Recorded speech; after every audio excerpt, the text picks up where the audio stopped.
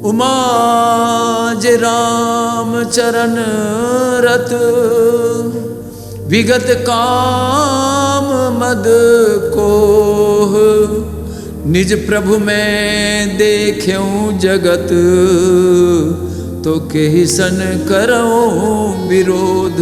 ये महात्म्य आया है पूरा प्रसंग ब्रह्मा जी का। अब बृहस्पति जी कहते हैं कि एक बार रुद्र की प्रार्थना श्री नारायण से हुई कि प्रभु हम तो पार्वती को हमेशा अपने अंक में बिठाकर और राम कथा सुनाते रहते हैं, बड़ा आनंद आता है प्रभु जब पार्वती अश्रुपूरित हो जाती है। प्राणनाथ और कहिए ना, इसके बाद क्या हुआ? इसके बाद भगवान ने कौन सी लीला करे? उन लीलाओं को सुनकर आह्लादित होती है हमारी अर्धांगिनी पार्वती। तो हमारे भी आपकी लीला कथा से अभी तृप्ति नहीं हुई। राम कथा जे सुनत अगाही, रस विशेष जाना तिन नाही। आप सुनाइए तो सही। भगवान करुणित हो जाते हैं और भगवान नारायण ने उन्हें भी श्रीमद् भागवत का ही उपदेश किया। सदाशिव रुद्र ने एक वर्ष में एक पारायण के क्रम से श्रीमद् भागवत का कथा लगातार सेवन किया। 7 दिनों में क्या आप लोगों को सुना है?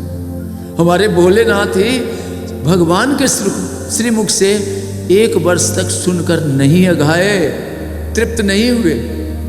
जैसे भगवान का नाम अनंत है, वैसे भगवान की लीला और कथा भी। उद्धव जी कहते हैं श्रीमद् भागवत के महात्म के संबंध में यह आख्यायिका मैंने अपने गुरु श्री बृहस्पति जी से सुनी और उनसे भागवत का उपदेश जब प्राप्त कर लिया, उनके चरणों में प्रणाम करके मैं बहुत ही आनंदित हुआ था। परीक्षित कह नहीं सकता। भगवान के चरणों में जो समर्पित हो जाते हैं, भगवान के जो आश्रित भक्त हैं, जो भगवान के सदा के लिए अपने को मान लेते हैं कि मैं उन्हीं का हूँ और इस शरीर मन बुद्धि संसार का नहीं हूँ, परिवार का नहीं हूँ, उनका जीवन महाराज, हमारा आपका जीवन धन्य हो सकता है। घर गृहस्थी में नाम के लिए रहते हुए 1 मास तक श्रीमद् भागवत का कथा फिर विष्णु की रीति स्वीकार करके मैंने भी भली भांति बृहस्पति जी से रसास्वादन किया। फिर दोबारा एक बार में मन नहीं भरा। तो उद्धव जी कहते हैं फिर भगवान श्री कृष्ण का प्रियतम सखा हो गया। उस भागवत जी के श्रवण का यही फल। भगवान की लीला कथा श्रवण करके जीवन नहीं बदले, असंभव। या तो वक्ता में कमी है या श्रोता में कमी है। इस वांग्मय स्वरूप साक्षात राधा कृष्ण में कोई कमी न थी, न है, न रहेगी। हम लोगों में कमी। बोली भक्तवत्सल भगवान की जय।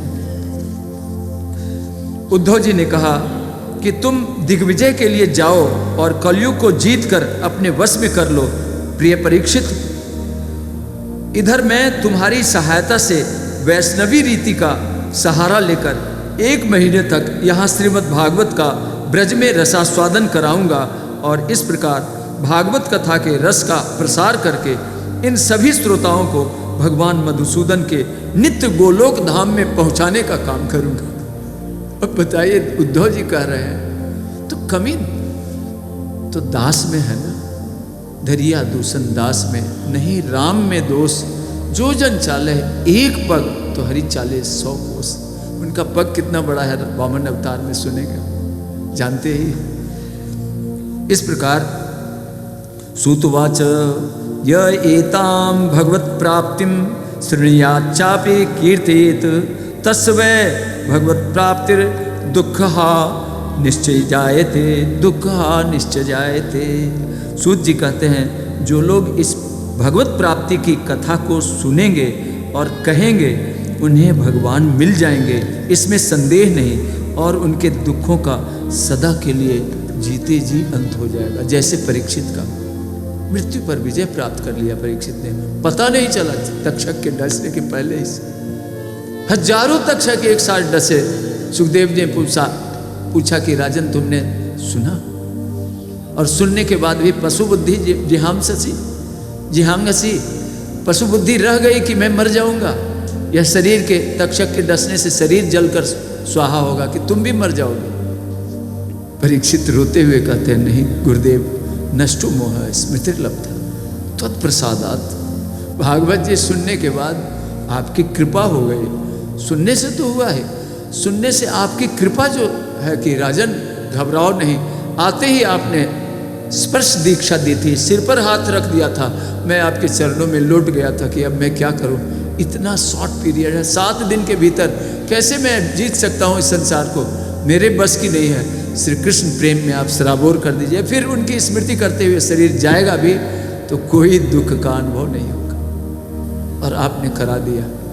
सुखदेव जी ने कथा संपन्न कर दी, एक श्लोक उसके बाद नहीं बोले। फिर सूत जी का प्रसंग चलता है, महात्मा कहने लगते हैं शौनकादि ऋषियों से, सूत जी की यह सुनने का ये महात्मा। इस प्रकार के महात्मा की कथा आज आप लोगों की भक्ति के प्रभाव से, श्रद्धेय सेठ जी के प्रभाव से ये आई। कभी इतनी हमने विस्तार से नहीं सुनाई थी, पहली बार यहाँ भगवान के श्री अवध में हम लोगों ने श्रवण किया।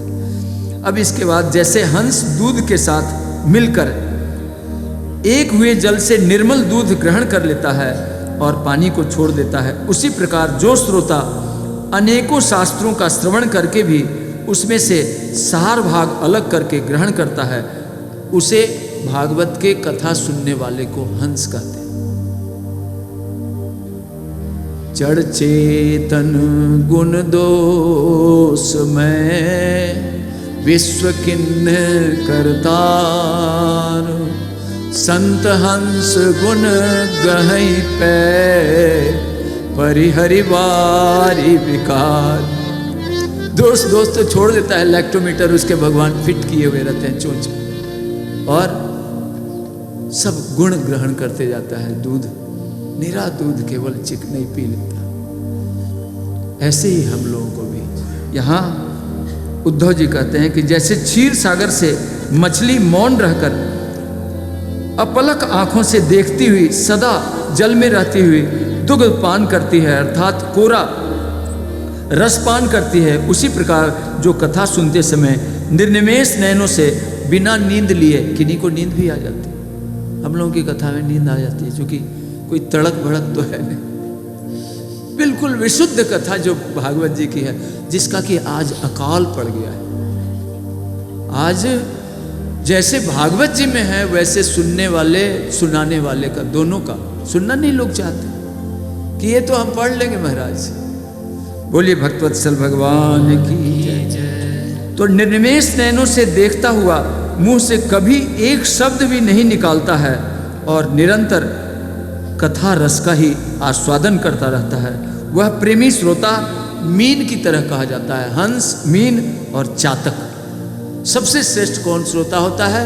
चातक, जो केवल भगवान के प्रेम रस का आस्वादन करके और श्री राधा शक्ति में विलीन हो जाता है, अर्थात कथा सुनते सुनते समाधि लग जाती है, नींद नहीं आती है, समाधि लग जाती है, अर्थात श्री कृष्ण प्रेम में परीक्षित की तरह ओतप्रोत हो जाता है, तरांतर हो जाता है, आपात मस्तक सराबोर हो जाता है, उसी में श्री कृष्ण मय हो जाता है, खो जाता है, तदाकार हो जाता है, तद्रूप हो जाता है, कृष्ण से अलग अपनी सत्ता का भास नहीं रह जाता।